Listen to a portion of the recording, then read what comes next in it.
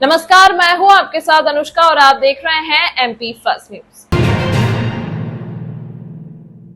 उज्जैन में KD gate से इमली चौराहा तक चौड़ीकरण में आड़े आ रहे धार्मिक स्थलों और मकानों के प्रभावित हिस्सों को गुरुवार सुबह प्रशासन की टीम हटाने पहुंची।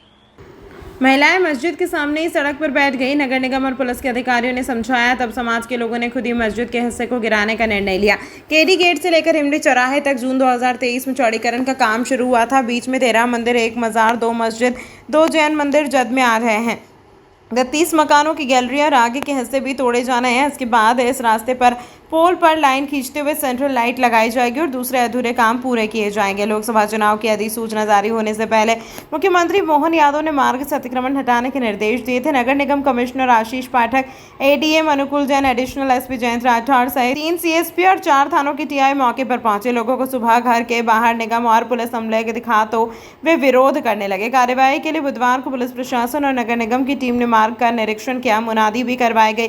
देर शाम तक अधिकारियों ने पूरे मार्ग पर लगवाने के लिए बैरिकेड्स भिजवा दिए। इसी तरह कामदारपुरा की मस्जिद के प्रभावित होने वाले हिस्से को भी व्यवस्थापक खाली करवाने में लगे थे। निगम आयुक्त आशीष पाठक ने कहा कि जनता से सहयोग की अपेक्षा रहेगी। मार्ग पर साइट क्लियर होने के बाद बारिश के पहले यहां बिजली, पानी, नाली आदि के सारे कार्य पूरे कर दिए जाएंगे।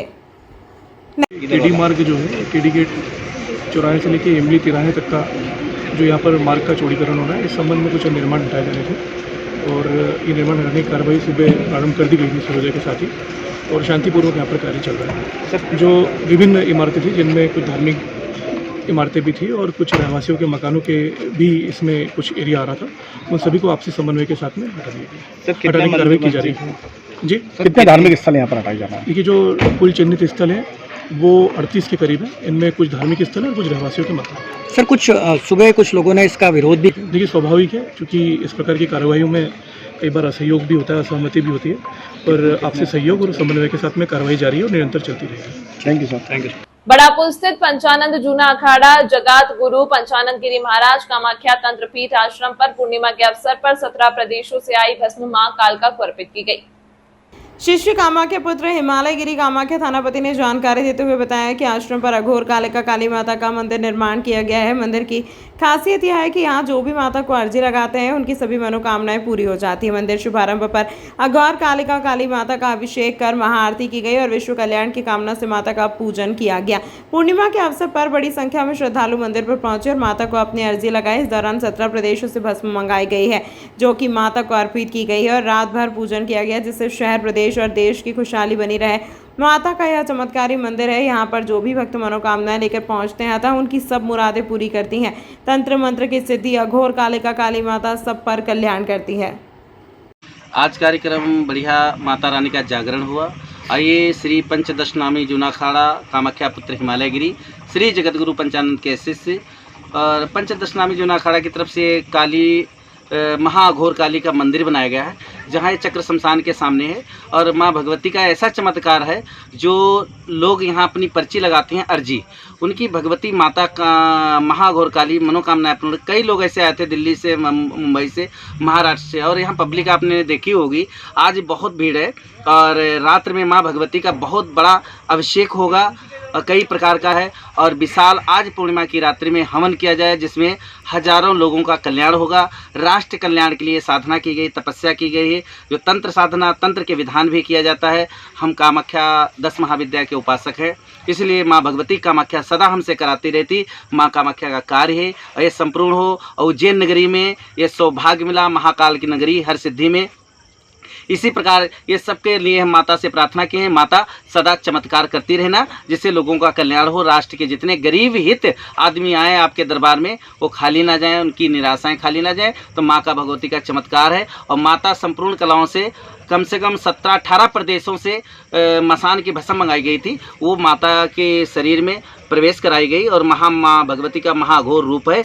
और आप बैठेंगे तो उसका चमत्कार। और आप लोगों के लिए सूचना आग्रह, कभी भी पधारें यहाँ आए। और राष्ट्र के लिए, हमारे मुख्यमंत्री के लिए और जितने हमारे देशवासी हैं वो मध्य प्रदेश के, सबके लिए हम पूजा और पाठ करेंगे जिससे हमारे देश का कल्याण हो। अपना मेरा नाम श्री छोटा सा नाम गुरु ने दिया था, हिमालय गिरी। वैशाख मास के शुक्ल पक्ष की पूर्णिमा तिथि गुरुवार को अनुराधा नक्षत्र की उपस्थिति तथा शिव योग के संयोजन में मनाई जा रही है। वैशाख मास की पूर्णिमा तिथि पर बड़ी संख्या में श्रद्धालु मोक्षदायिनी क्षिप्रा में स्नान के लिए पहुंचे। नदी में स्नान के बाद प्रमुख मंदिरों में देव दर्शन के बाद दान पुण्य किया। पूर्णिमा पर तीर्थ के स्नान करने से पूर्व वैशाख मास में स्नान का फल प्राप्त होता है। यही कारण है कि प्रदेश के कई शहर व ग्रामीण क्षेत्र से श्रद्धालु शिप्रा में स्नान करने पहुंचे हैं। रामघाट के साक्षी पुजारी पंडित आनंद जोशी लोटावाला ने जानकारी देते हुए बताया कि वैशाख माह के शुक्ल पक्ष की पूर्णिमा तिथि को वैशाख पूर्णिमा होती है। वैशाख पूर्णिमा के अवसर पर लोग अपने घरों पर सत्यनारायण भगवान की कथा का आयोजन करते हैं और पूजा पाठ करते हैं। वैशाख पूर्णिमा के दिन भगवान बुद्ध का जन्म हुआ था, इसीलिए इस तिथि को बुद्ध पूर्णिमा के नाम से भी जानते हैं। संयोग से वैशाख पूर्णिमा पर सर्वार्थ सिद्धि योग है। इस योग में किए गए दान, स्नान और पूजन पाठ का विशेष पुण्य फल प्राप्त होता है। इस दिन खरीदारी, शुभ मांगलिक कार्य, तीर्थ यात्रा, दीक्षा का संकल्प, सत्कर्म, धर्म आदि श्रेष्ठ माने जाते हैं। आज गुरु पूर्णिमा है, वैशाख मास की पूर्णिमा है। सभी 12 महीनों का राजा वैशाख मास है। जो आप देख रहे हैं कि शिप्रा स्नान में लाखों लोग स्नान ध्यान कर रहे हैं और पूर्णिमा का दान कर रहे हैं। यहाँ पर आज वैशाखी पूर्णिमा है। यहाँ पर जो श्रद्धा सुमन से शिप्रा में स्नान करता है उनके पूरे साल के अपने पितृ देवता भी प्रसन्न होते हैं और उनके सभी कार्य सिद्ध होते हैं। से क्या कहेंगे? सुबह से आप देख रहे हैं कि हजारों की संख्या में यहाँ पे श्रद्धालु जन स्नान ध्यान कर रहे हैं। पीपल के अंदर दीपक लगा रहे हैं और आज पूर्णिमा का स्नान शिप्रा में कर रहे हैं। इसका पुण्य फल प्राप्त उनको कर रहे हैं। गरीबों को आटा, दाल, मिर्ची, मसाला दान कर रहे हैं। अपना पंडित लोटावाला। पूर्व केंद्रीय मंत्री और मध्य प्रदेश विधानसभा के अध्यक्ष नरेंद्र सिंह तोमर आज शाम को उज्जैन आए। इस दौरान उन्होंने मीडिया से बातचीत में प्रदेश के सभी 29 सीट जीतने का दावा किया। पूर्व केंद्रीय मंत्री और मध्य प्रदेश विधानसभा के अध्यक्ष नरेंद्र सिंह तोमर आज शाम को अल्प प्रवास पर उज्जैन आए। यहां उन्होंने सर्किट हाउस पर स्थानीय जनप्रतिनिधियों और कार्यकर्ताओं से भेंट की। श्री तोमर महाकाल दर्शन करने के बाद ग्वालियर के लिए रवाना होंगे। सर्किट हाउस पर मीडिया के साथ बातचीत करते हुए विधानसभा अध्यक्ष ने कहा कि हम छिंदवाड़ा सहित प्रदेश की सभी 29 सीट जीत रहे हैं।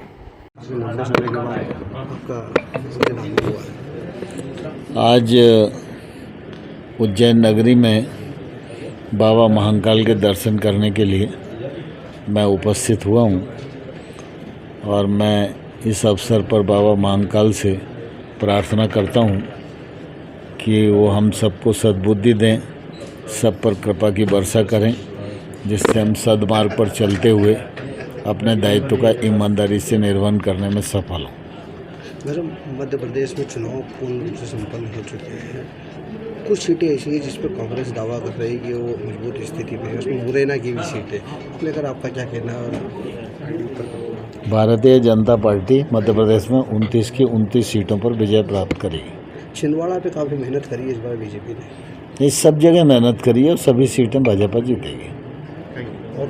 भारतीय बौद्ध महासभा उज्जैन द्वारा अशोक बुद्ध विहार में बुद्ध जयंती के उपलक्ष्य में 2 दिवसीय कार्यक्रम का आयोजन किया गया। मीडिया प्रभारी एवं प्रवक्ता धर्मेंद्र सोलंकी ने जानकारी देते हुए बताया कि बुद्ध जयंती के उपलक्ष्य में बुद्ध जयंती की पूर्व संध्या पर स्थान टावर चौक फ्रीगंज स्थित विश्व रक्त बोधिसत्व डॉक्टर बाबा साहेब भीमराव अम्बेडकर की प्रतिमा के पास संगीतमय कार्यक्रम का आयोजन किया गया।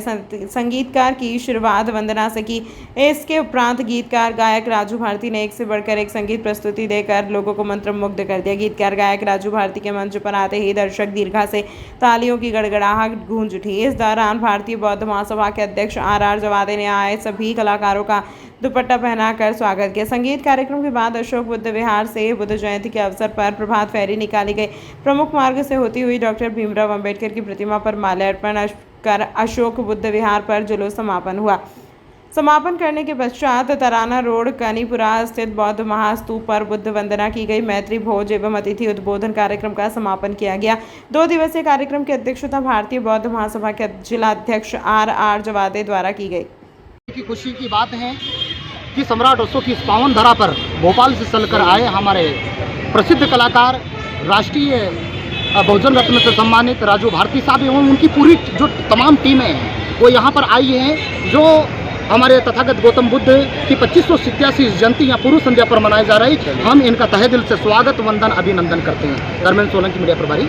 पूरे भारतवर्ष में सोशल मीडिया के माध्यम से उज्जैन में बुद्ध पूर्णिमा के पूर्व संध्या पे ये प्रोग्राम भारतीय बौद्ध महासभा के जाबाज और हमारे जो इस उज्जैन में बाबा साहब डॉक्टर अम्बेडकर के सिपाही हैं, पहरेदार हैं, जवादे साहब, आर जवादे साहब और उनकी पूरी टीम ने खास करके नौजवानों की प्रेरणा स्रोत, बहुत ही निडर, बहुत ही होशियार डॉक्टर साहब हमारे धर्मेंद्र सोलंकी जी और उनकी पूरी जितनी टीम है, सबने मिलकर इतना सुंदर आयोजन तथागत गौतम बुद्ध जी की जयंती की पूर्व संध्या पे ये प्रोग्राम किया है। 2500 साल पहले जो इस देश में बुद्ध की विचारधारा का शासन था वो पुनः स्थापित होना चाहिए। अब समय आ गया है, क्योंकि जब जब इस देश में किसी एक ताकत ने आवाज़ उठाई है, चाहे वे संविधान के विरोधी हों, चाहे वे बुद्ध की विचारधारा के विरोधी हों, बुद्ध इतने बुद्ध हैं पूरी दुनिया में कि आप जहाँ भी खुदाई करते हैं वहाँ बुद्ध निकलते हैं, बुद्ध की विचारधारा निकलती है। और हम जैसे कलाकार तो जो सोया हुआ समाज है, बुद्ध से लेके मानवर साहब, कांशी राम जी तक, और हम जैसे कलाकारों में खास करके बामन दादा कर्डक का मैं जहाँ जिक्र कर रहा हूँ, बामन दादा कर्डक से लेके प्रकाशनाथ पाटनकर जैसे सिंधे परिवार जैसे जो लोग हैं, राहुल अन्वीकर जैसे कलाकार और किशोर कुमार पगला जैसे जो कलाकार उत्तर प्रदेश की धरती पर जन्म लिए, और आपके मध्य प्रदेश में अभी आप देखे हैं राजस्थान में निशा बौद्ध जैसी कलाकार, और ऐसे तमाम कलाकार में किन किन का नाम लूँ, लोग मेरे पास लिस्ट में जो बहुत सारा समय कम है इसलिए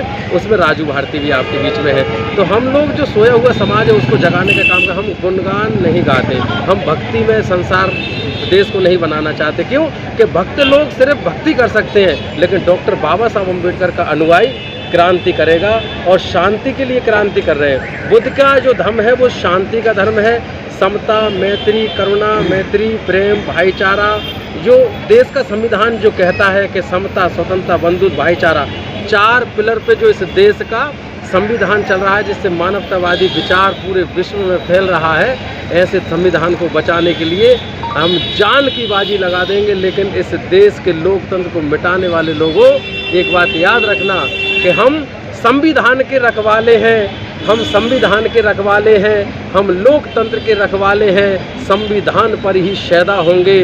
तुम एक अम्बेडकरवादी सिपाही को मारोगे तो 1 करोड़ पैदा होंगे। और डॉक्टर हमारे धर्मेंद्र सोलंकी जी और उनकी जो पूरी टीम है, उनमें से एक है माननीय हमारे अध्यक्ष साहब। देखिए, आपको लग नहीं रहा होगा कि उनकी उम्र 50 से ऊपर है।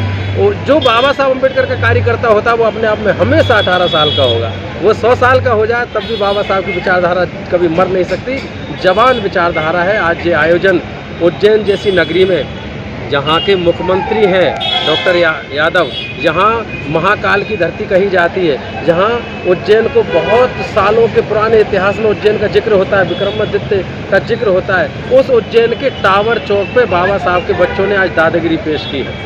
देखिए, मेरे शब्द हैं ये, बाबा साहब अम्बेडकर के बच्चे ये कहना चाहते हैं कि भारत के संविधान को बचाने के लिए हमें गांव-गांव जाना पड़े, गली-गली जाना पड़े, बच्चे को समझाना पड़े तो हम समझाएंगे, लेकिन लोकतंत्र को भी बचाएंगे। और आप देखिए, आपके चैनल के माध्यम से एक नई खबर आएगी, इस देश के अंदर लोकतंत्र को मिटाने वालों की सरकार नहीं बनेगी, क्योंकि वक्त की रफ्तार बदल जाएगी, तलवार की धार बदल जाएगी।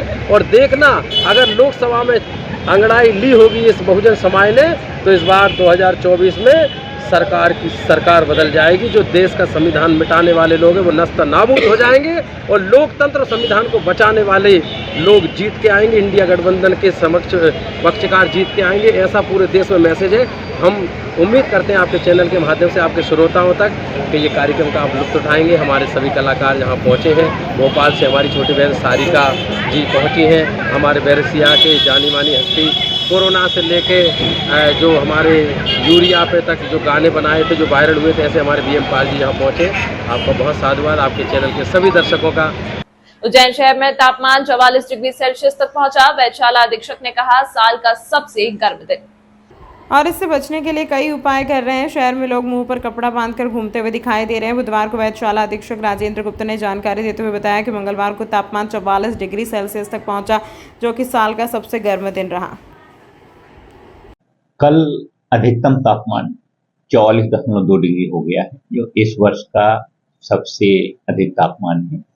लगातार 3 दिन ये हैं जो तापमान 44 है उससे ऊपर रहा है। न्यूनतम तापमान भी हम देख रहे हैं तो आज 28.5 डिग्री हो गया है। ये 3-4 दिन से न्यूनतम तापमान भी 28 डिग्री और उससे ऊपर बना हुआ है। अधिकतम और न्यूनतम तापमान दोनों काफी बढ़े हुए हैं, जिस कारण हमको दिन में और रात में भी काफी गर्मी महसूस हो रही है। तमाम महत्वपूर्ण खबरों के लिए देखते रहिए MP फर्स्ट न्यूज।